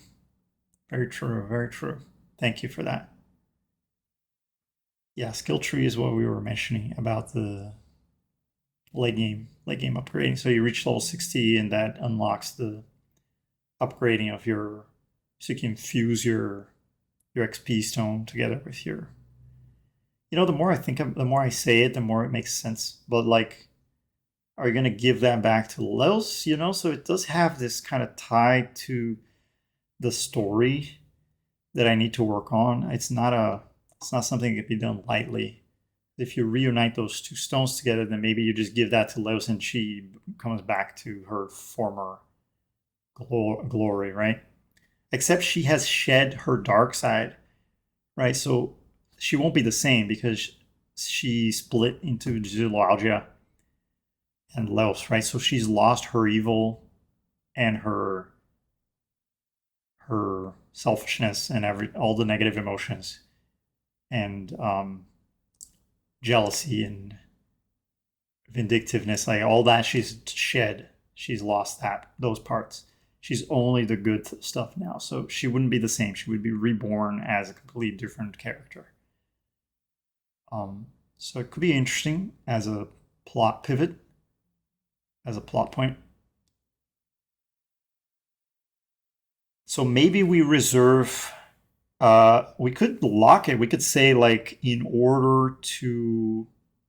So we give you like a workstation task to fuse the two stones together, and we say in order to do this, you need to reach maximum level. You need to reach level 60. And maybe we lower that. Maybe we lower it to level 50 just to make it a little easier for new players. And then we add more levels after. And we can kind of credit you guys. So you guys who are already at 60, we can just give you, the extra 10 credits. Yeah, reunite Leos with her stones, and she gives you the gift of skill tree. Exactly. Yeah, because she's a tree, right? That's exactly what I was thinking. So, like, yeah, we're great minds think alike, as they say. Yeah, even Vigor Warrior had the same idea.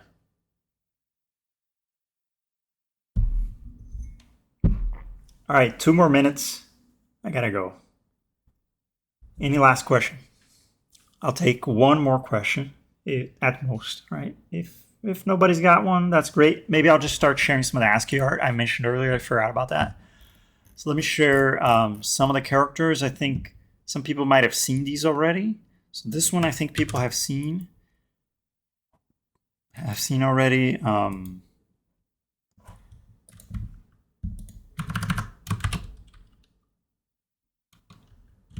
I have to put a dot in the beginning of these because of the mobile view. Kind of gets screwed up. Let me see how that looks actually. I'll check on my phone, see if it looks okay. So that is one of the characters from part 2. I drew that a long time ago. It's been like part 2 has been on my plan for years, right? So I've got already some of the characters. Shit, where's the voice channel? There's so many channels now. Holy cow.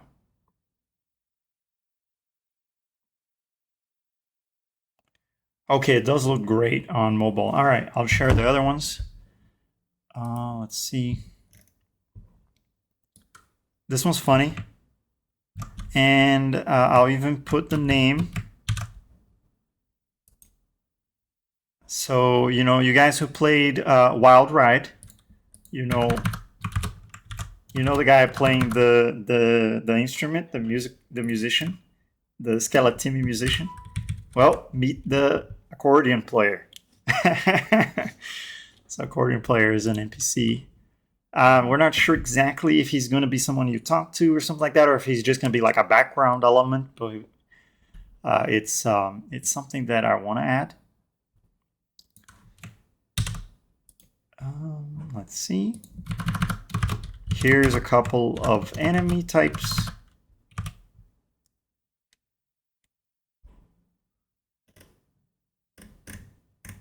Let me see if there's any questions about this. I don't want to spoil too much. We're also still figuring this stuff out, so I don't want to say things that then we have to change. Oh, how mature are you?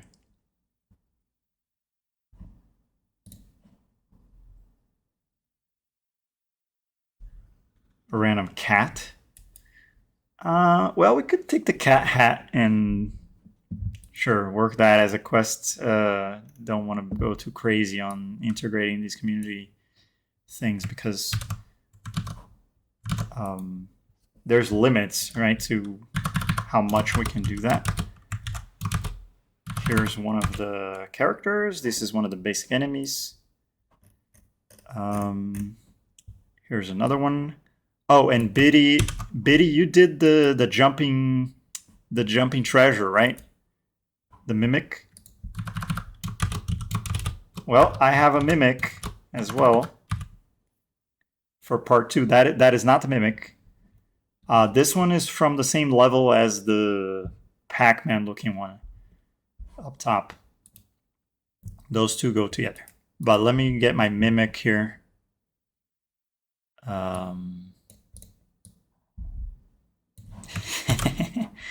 This one was really funny. I'm so proud of this one.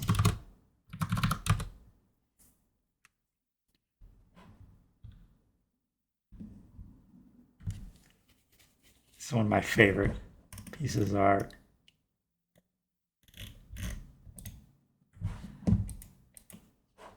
Let's see. I think there's one more. 2 more. Okay, so... Okay, I'll start with the small one. No, there's 3. I'll start with this with the tiny one. So this is a concept that we're not sure yet if we're gonna do. So bear in mind these are part 3. So part 3 is further away, so it's still very experimental, very exploratory. So maybe these are not defined. And I'm actually gonna put the text for this next one. It's called the jumper.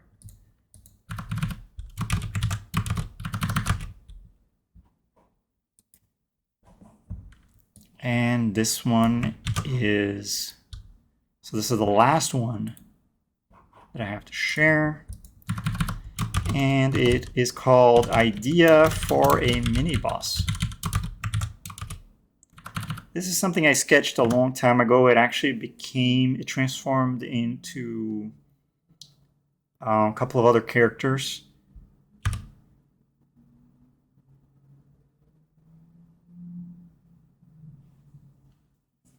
For part 1. So we reused this, it became file in the temple. But yeah, we could use it. I really like the hands.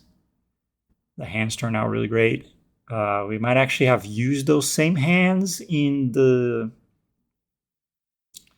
when you activate the Blade of the Fallen God and Pallas comes in. I think there's a couple of frames of animation where he comes in and he sweeps with his arm. I think I used these hands from this mini boss as a reference to draw the Pallas hands. So I've kind of been. This was part of the early design of the game, where I wasn't really sure on the lore. So this was back in 2014 where I drew this character. A long time ago. So it's kind of might make a comeback and become an actual character.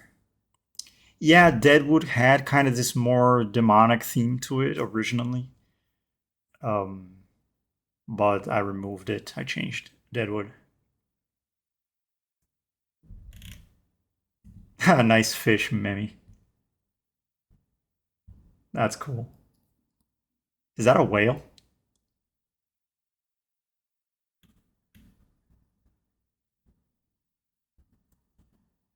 A goldfish? Okay. Very nice.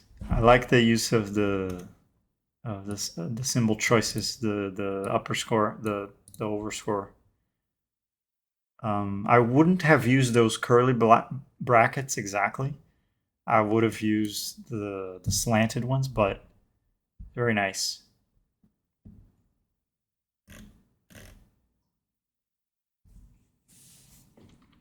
Yeah, we're gonna need some water enemies. I actually have a ton of water enemies already drawn.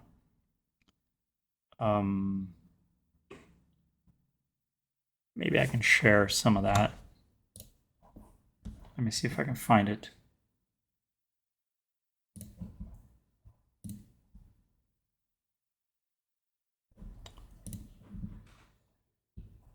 Yeah, I'm just having so much fun sharing some of my older art pieces.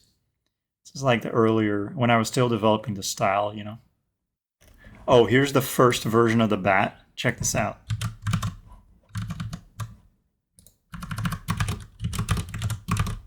First version of the bat. Not bad, huh? Not bad. Here's one that I might do for the underworld.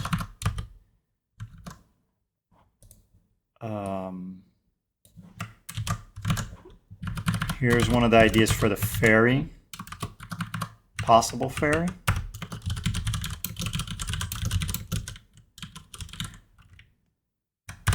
Maybe. We also have this other idea where the fairy is just kind of like just a few dots and it just animates. So it's a really tiny speck. Could be what the fairies are like. So, you know, that's still underworld stuff. So underworld is much less defined.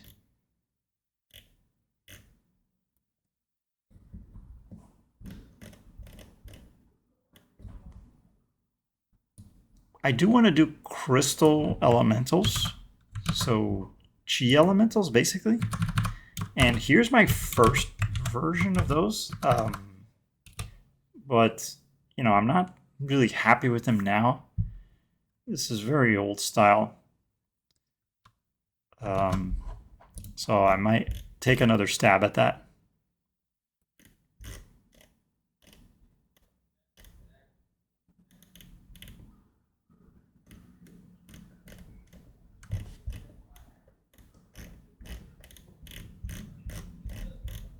Where are the fish?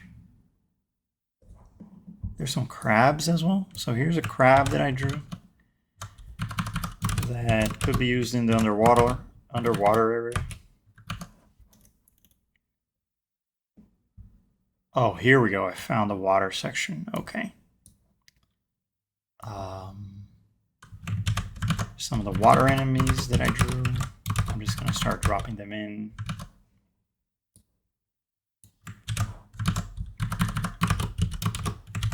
Yeah, I've always wanted to do an underwater area, but it just never fit in.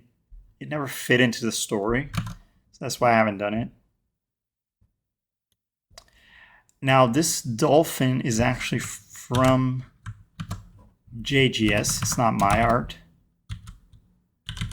So I'll put her initials there. That's Joanne Stark. So she drew this dolphin, which I was looking at as a reference.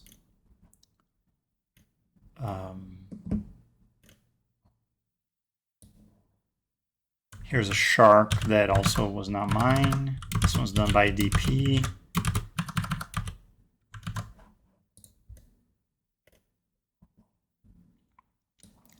We could have some, so for the caves, for the caustic area, we could have some undead fish like this. Something I've thought about.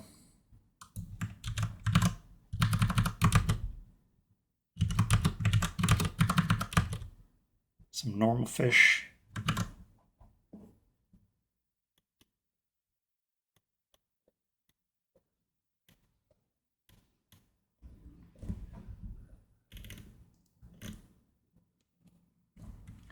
I have a merfolk.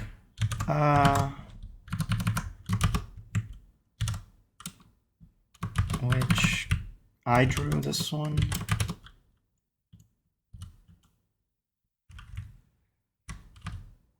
But it doesn't really fit the style anymore, so I might have to redraw it.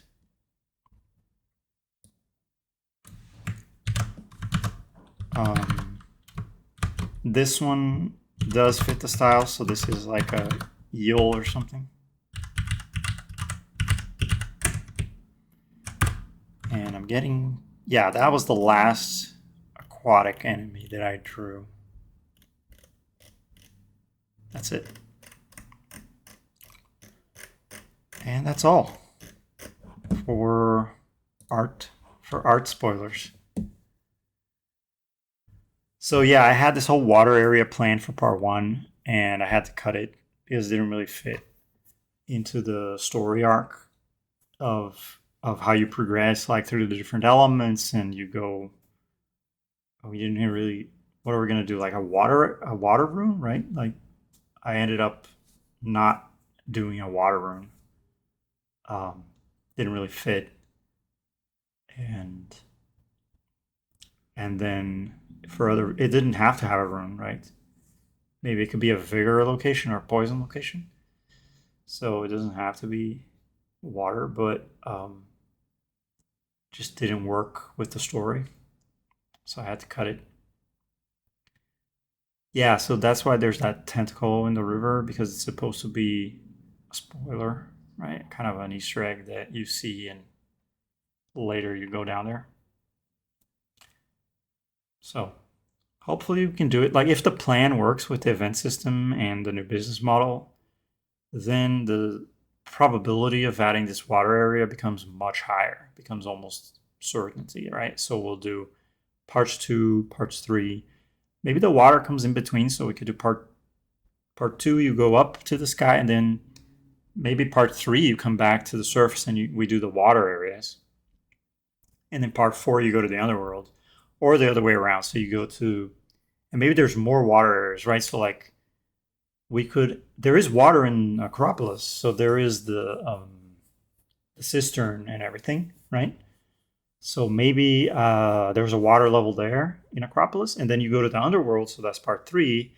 We could have some kind of lava or something down there, and that is liquid. And then when we do the water expansion, we unlock all those liquid areas, right? Nice one, Alex. Yeah. So Vigor Warrior asks if you're gonna swim. You're gonna swim. You have a diving helmet. So you use the diving helmet and you dive. Let me draw the. Let me draw the diving helmet. Hold on. I just have to find the right symbol. So it's uppercase phi.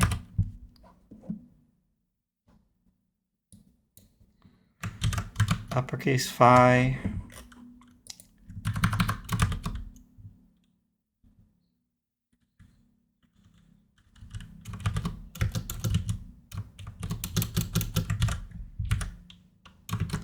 Oh no, this doesn't work because the wait, it's converting to lowercase for some reason. There we go. I just had the wrong symbol. Um,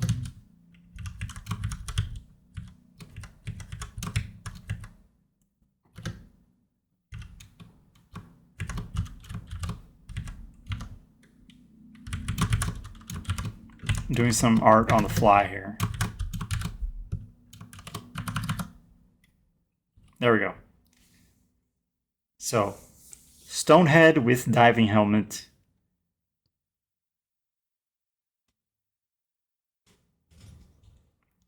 Same game, just underwater.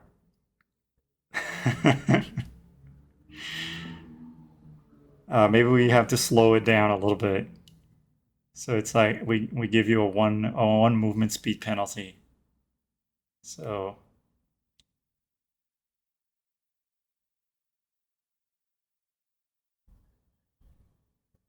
thanks for playing.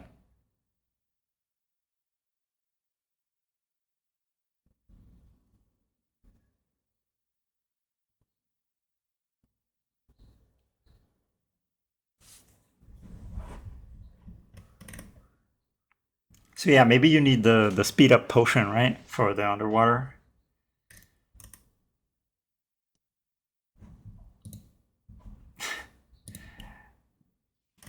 Biddy Bulb, I just saw your scrapped ideas button. Let's also scrap that idea.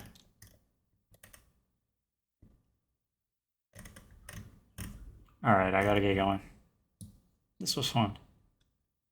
Yeah. Hopefully, some were recorded. Otherwise, there will be just the audio that I recorded. But if you're listening to the recording all the way to the end, then come to the Dev Talk channel, check the voice text. For November 25th at 11 a.m. PST. That's when we started. Oh, okay. So we'll merge the video with the voice that I recorded. That's fine too. Yeah, just send it to me. All right. Thank you guys. That was great. Talk to you later. Bye.